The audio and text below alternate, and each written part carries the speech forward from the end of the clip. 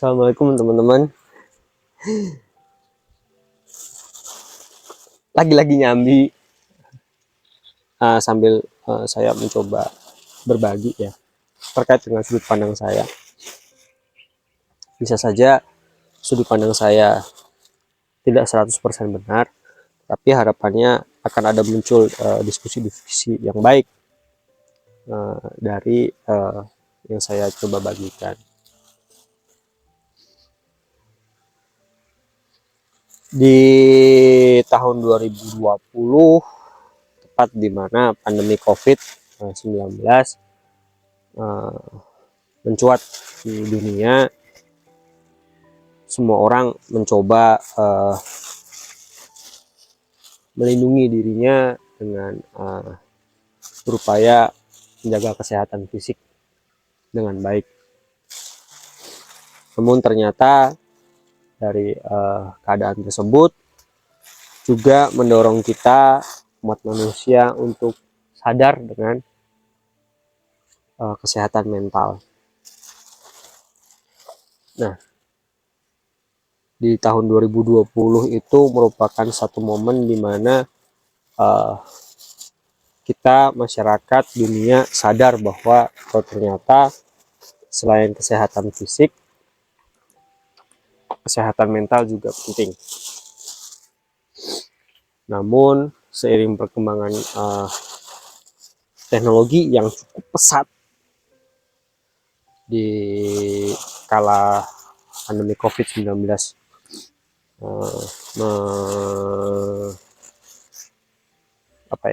menimpa kita,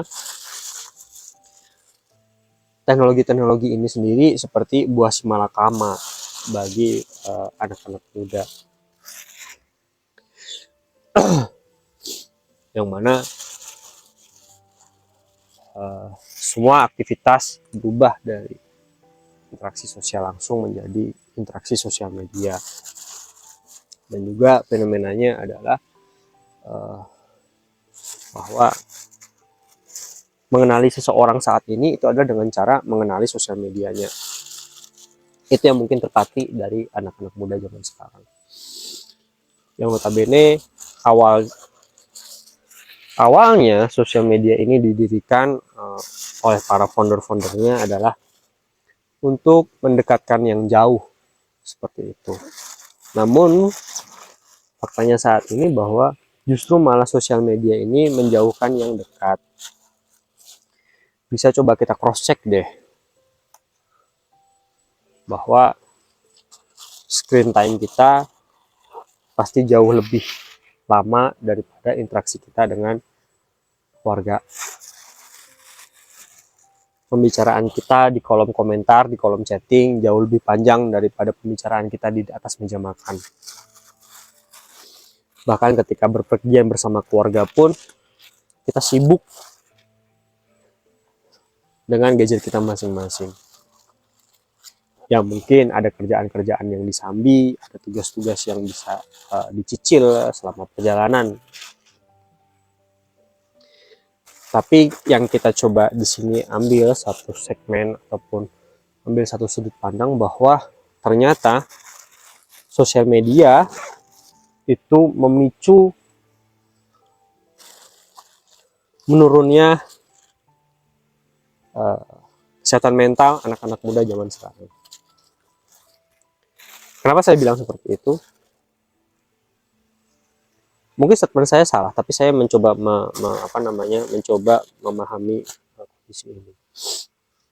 Bahwa sekarang kecemasan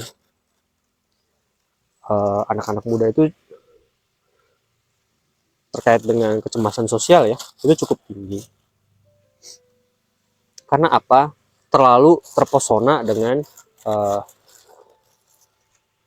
status lawan bicaranya, status teman mainnya di media sosial, yang berujung kepada membandingkan diri sendiri dengan orang lain, yang overall juga apa-apa yang dibagikan di sosial media itu kan juga belum tentu benar ya, belum tentu 100% akurat juga. Nah, maksud saya di sini adalah interaksi sosial media itu menggantikan interaksi sosial, yang kalau kita kaitkan dengan kesehatan mental, menurunkan ataupun mendegradasi kesehatan mental anak-anak muda sekarang, karena kecenderungannya aktif di media sosial bukan tanpa ya, dan kurang aktif di social real life.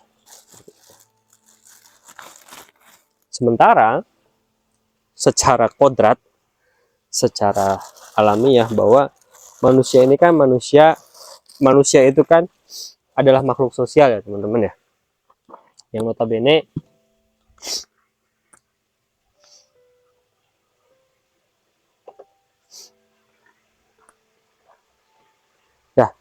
notabene kita membutuhkan interaksi sosial itu sebagai media untuk mengasah ataupun mengolah eksistensi diri kita sebagai manusia. Ketika kita berinteraksi langsung, bertatapan mata, kemudian bersuara, muncul diskusi, muncul emosi, ini kan kita sedang menjadi manusia seutuhnya. Tapi interaksi-interaksi ataupun wadah-wadah ataupun kesempatan-kesempatan seperti ini saat ini mungkin cenderung digantikan dengan sosial media, betul ya.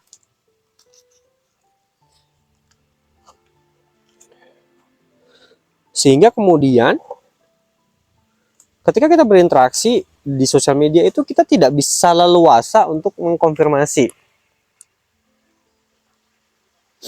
Misalnya ada kabar burung gitu ya, ataupun ada gosip ataupun ada isu yang menimpa seorang kenalan kita, yang kita hanya berinteraksi di sosial media, kita cenderung susah untuk konfirmasi. Tapi kalau misalnya kita nongkrong di warung kopi gitu ya, nongkrong di kosannya gitu kan, bener nggak kemarin ini dengar-dengar kamu ngalami hal seperti ini? Oh iya, tapi alhamdulillah aman kok.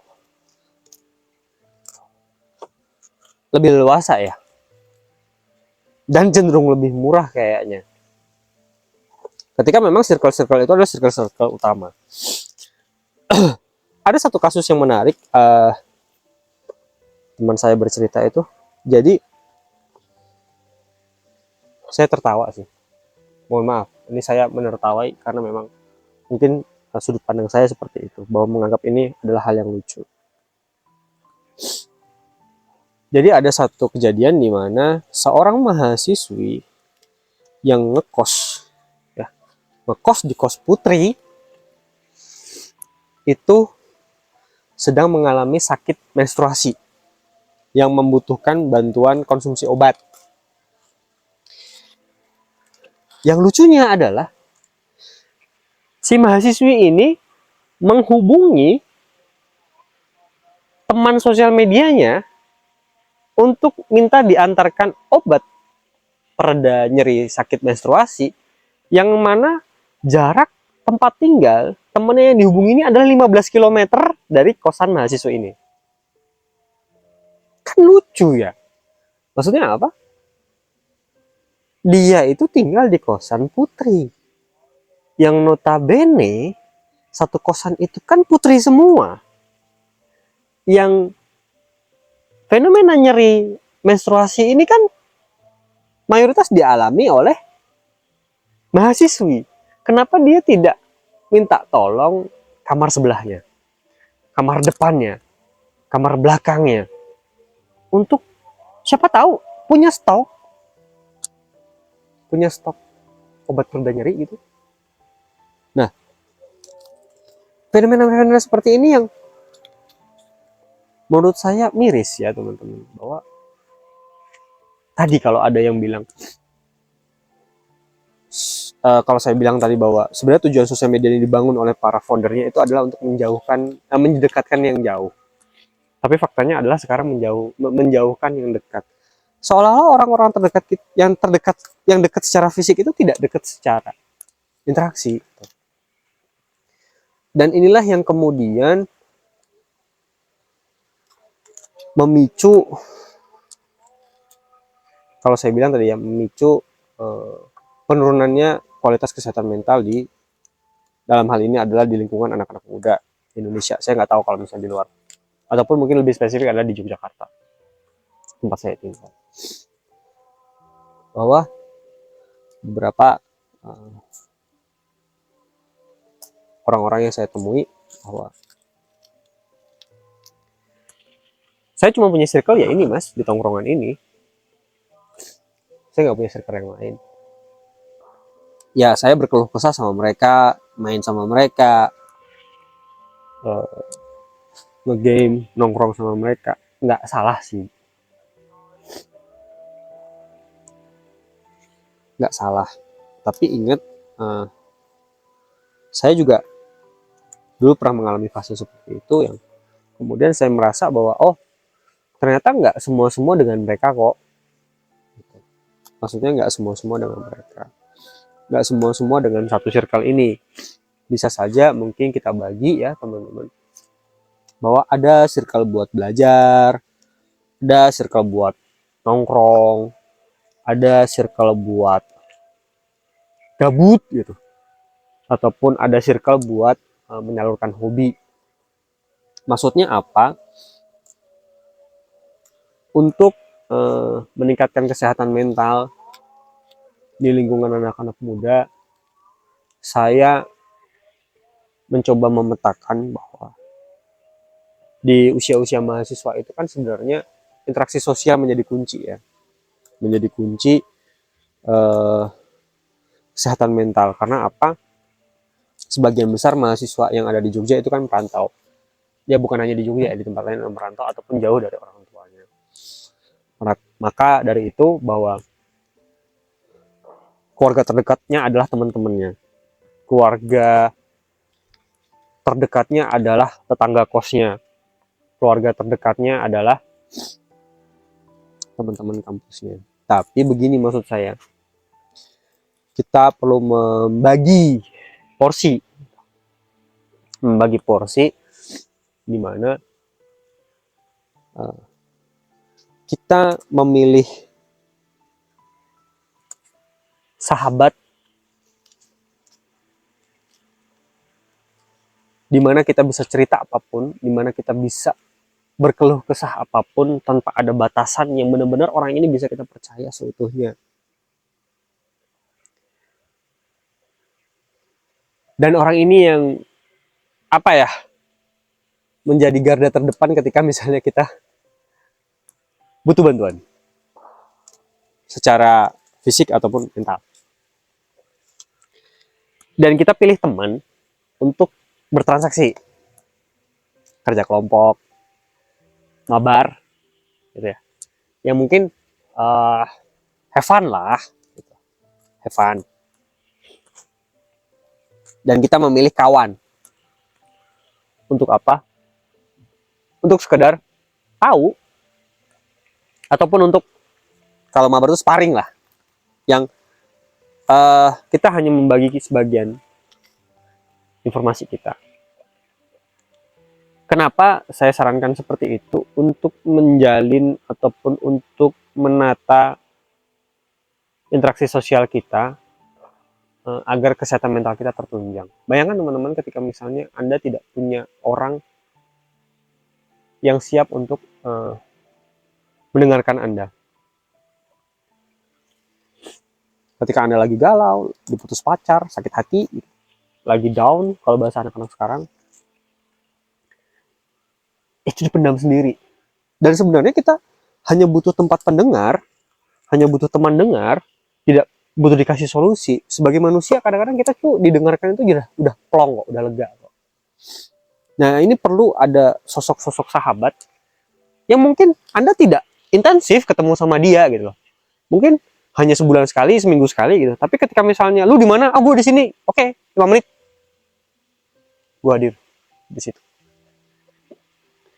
Yang mana interaksi itu memang benar-benar pasti dia ini kalau ketemu butuh ngubungin gue pasti butuh sesuatu, dan begitu juga sebaliknya.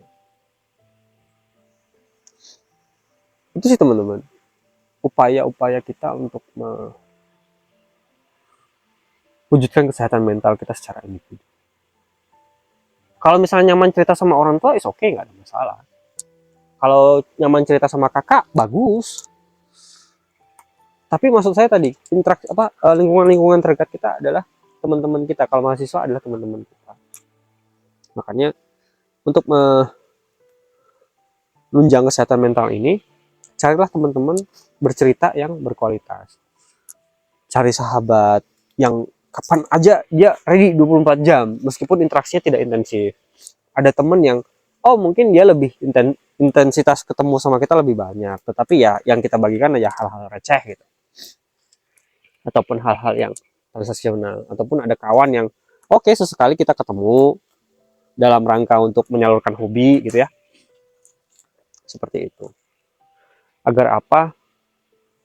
Agar kebutuhan kita berinteraksi secara sosial itu terpenuhi, agar informasi kita atau rahasia kita itu berada di orang yang tepat, dan informasi-informasi tentang diri kita itu dibagi sesuai dengan porsinya.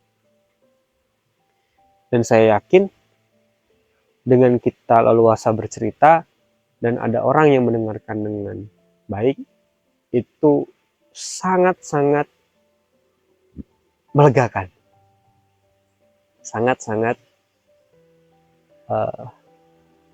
menenangkan.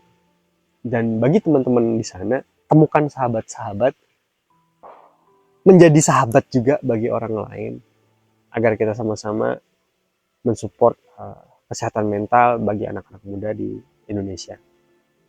Itu dari saya untuk teman-teman di pendengar, bahwa saya yakin banyak orang-orang dengan kualitas mendengarkan yang baik, dan jadikanlah dia sahabat.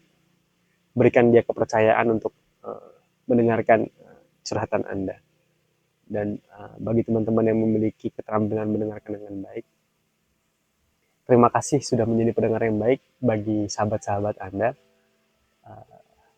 Saya berterima kasih karena Anda sudah menjadi salah satu aktor dalam menjaga kesehatan mental anak-anak muda di Indonesia. Sekian dari saya, Faris Fajrin. Assalamualaikum warahmatullahi wabarakatuh.